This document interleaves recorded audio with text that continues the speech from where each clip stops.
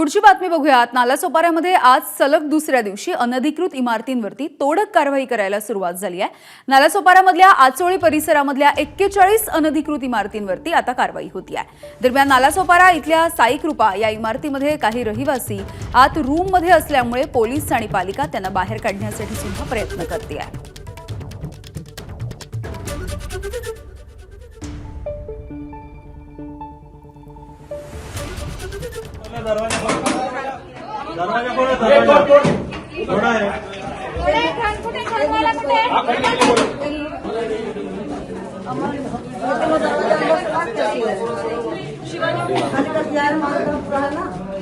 अरे भाई खाली करो आप, बात सुनो मतलब है हमारा।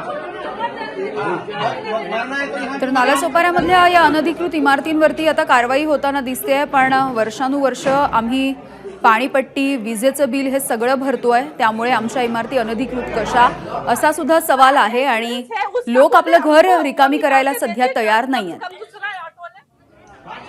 वसई विरार शहर महानगरपालिकेचं पथक आणि मीरा भाईंदर वसई विरार पोलीस आयुक्तालयाचं पोलीस दल हे आता सध्या नालासोपारा पूर्वेकडे अनधिकृत बांधकाम तोडक कारवाईसाठी पोहोचलेले आहेत।